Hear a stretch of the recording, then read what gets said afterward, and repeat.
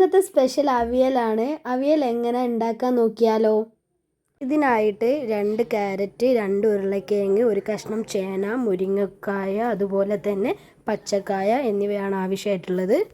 ഇതെല്ലാം കനം കുറച്ച് നീളത്തിൽ മുറിച്ചെടുത്തിട്ടുണ്ട്. ഉപ്പും മഞ്ഞൾപ്പൊടിയും കൂടെ ഇട്ടിട്ട് നമുക്ക് എന്ത് ചെയ്യാം, വേവിച്ചെടുക്കാം.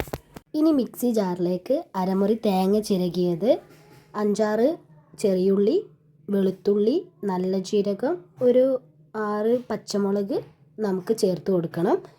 കുറച്ച് മഞ്ഞൾപ്പൊടി ഇട്ട് കൊടുക്കാം. നേരത്തെ വേവിക്കുമ്പോൾ മഞ്ഞൾപ്പൊടി ഇട്ടിട്ടുണ്ട്.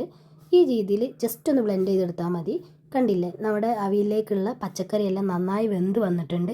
ഇനി നമ്മളിപ്പോൾ തയ്യാറാക്കി വെച്ചിട്ടുള്ള ഈ ഒരു കൂട്ട് നമുക്കിതിലേക്ക് ചേർത്ത് കൊടുത്ത് നല്ലോണം എന്ത് ചെയ്യുക, മിക്സ് ചെയ്ത് കൊടുക്കുക. ഇനി നമുക്ക് അവിയലിലേക്ക് തൈരാണ് ആവശ്യം. നമുക്കിതിൻ്റെ മുകളിലൂടെ തൈരും കൂടെ ഒഴിച്ചു കൊടുക്കുന്നുണ്ട്. തൈര് ചേർത്തിട്ട് ജസ്റ്റ് ഒന്ന് ഇളക്കി കൊടുക്കുക.